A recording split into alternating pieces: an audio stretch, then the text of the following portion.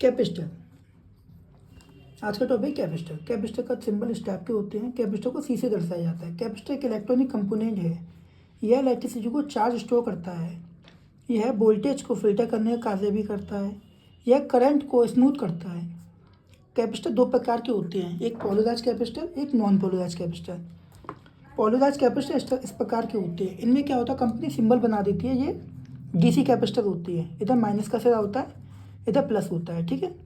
Company क्या करती है, जो पोलराइज्ड कैपेसिटर होते हैं सिर्फ और सिर्फ ये आपको किस में यूज करे जाएंगे, सिर्फ और सिर्फ डीसी में यूज करे जाएंगे, ना कि एसी में। एसी में इनका कोई काम नहीं होता।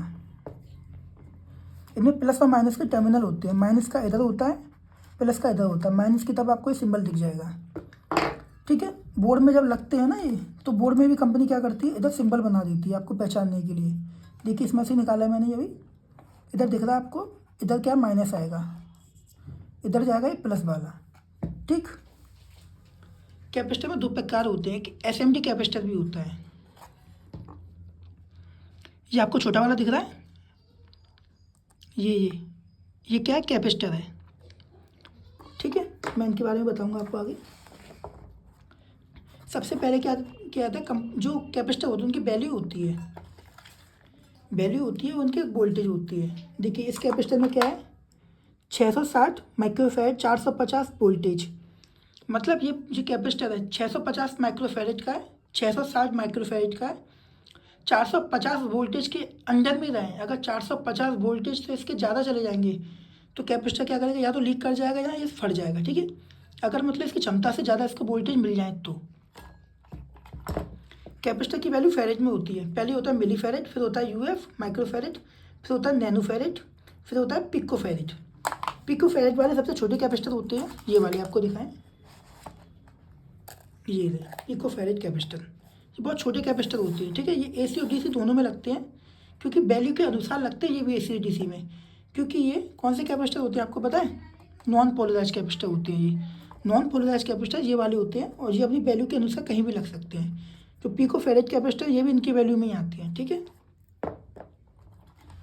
मैं सिंपल सी भाषा में इनकी आपको टेस्टिंग बताऊंगा। ये आपके सामने कैपेसिटर है।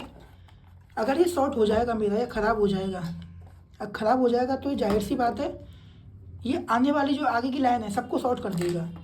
मान के चलिए अगर ये कैपेसिटर है मेरा ख़राब हो गया है, कंटिन्यूस बीप देगा। देखिए कैपेसिटर भी सही है, ख़राब है। मल्टीमीटर में बीप रेंज पे सेट कर लिया अपना। अब मैं इसको टेस्ट करूँगा, नो बीप नो वैल्यू। क्यों, क्योंकि ये ख़राब नहीं है, अभी सही है कैपेसिटर मेरा। देखिए बीप बंद हो गई, क्योंकि कुछ टाइम आने के बाद बीप चलेगी, मतलब कैपेसिटर मेरा ओके है। थोड़ी बहुत इलेक्ट्रिसिटी होती है इसलिए बीप दे देता है, ठीक है। और जो नॉन पोलराइज्ड कैपेसिटर होते हैं ये वाले, इनमें ना बीप आएगी ना वैल्यू आएगी। देखिए no beep no value, no beep no value आ रही है ना, कुछ नहीं आ रहा है ना, नो बीप नो वैल्यू। क्योंकि ये कैपेसिटर क्या होता है, नॉन पोलराइज्ड। पोलराइज्ड कैपेसिटर में कुछ समय वैल्यू बीप और वैल्यू आ सकती है, उसके बाद चली जाती है, ठीक है। दूसरी बात, एक बात और, ये जो कैपेसिटर होते हैं हमेशा पैरेलल में लगे होते हैं, ना कि सीरीज में। कोई भी कैपेसिटर हो किसी भी प्रकार का हो, वो हमेशा पैरेलल में लगेगा, ना कि सीरीज में। 99% कैपेसिटर पैरेलल में लगे होते हैं। अगर बोर्ड में कोई समस्या आती है, मान के चलिए कैपेसिटर अगर शॉर्ट हो जाएगा, फूल के शॉर्ट हो जाएगा, अंदर से ख़राब हो जाएगा, अंदर से लीकेज हो जाएगा, या अंदर से शॉर्ट हो जाएगा, तो ये आने वाले पीछे के जितने कंपोनेंट हैं, कैपेसिटर है, ब्रिज रेक्टिफायर लगा है, ये रिले लगी है, कॉइल लगी है, इन सबको शॉर्ट कर देगा। तो आपको क्या लगेगा, ये कैपेसिटर नहीं, ये कंपोनेंट शॉर्ट हो गया, ये ब्रिज रेक्टिफायर ख़राब हो गया। नहीं, दरअसल ये कैपेसिटर अंदर से शॉर्ट हो जाती है। तभी तो मैं आपसे कह रहा हूँ कि बीप और वैल्यू दोनों कंटिन्यूस रहेगा। तो कैपेसिटर क्या हो जाता है, ख़राब हो जाता है। जब ख़राब हो जाएगा तो अंदर इसके जो टर्मिनल है ना, अंदर वाले सारे टर्मिनल आपसे मिल जाएंगे तो ख़राब हो जाएगा। ये ख़राब होने से बीप देगा कंटिन्यूस। जब बीप देगा तो आप समझ जाओगे कि ये कैपेसिटर आपका ख़राब हो गया। बोर्ड में काफ़ी कैपेसिटर लगे होते हैं, अगर कोई कंपोनेंट शॉर्ट होता है तो वो आपको कंटिन्यूस बीप देगा, ठीक है। दूसरी बात ये देखिए, इस कैपेसिटर में वैल्यू डली है। ये कौन सा है, नॉन पोलराइज्ड कैपेसिटर 1042। आपको क्या करना है, इसकी वैल्यू निकालने के लिए सबसे पहले क्या करना है, गूगल प्ले स्टोर पे जाना है आपको। गूगल प्ले स्टोर पे जाने के बाद वहाँ पे एप्लीकेशन आती है, जैसे मैंने डाउनलोड कर रखी है, मैं आपको दिखाता हूँ। देखिए मैंने एक कैपेसिटर कैलकुलेटर निकाला गूगल प्ले स्टोर से, आपको डाउनलोड करना पड़ेगा, ठीक है। अगर ऐसे इनकी समझोगे तो काफ़ी इनकी कैलकुलेशन होती है, वो समझ में नहीं आएगी। इस पर क्या वैल्यू डालिए, देखिए 1042 मैं इसमें डालूँगा 1042। आगे इसकी वैल्यू कितनी है, ये 1,00,000 पिकोफैरेड, 100 नैनोफैरेड, माइक्रोफैरेड कितना 0.1 माइक्रोफैरेड है।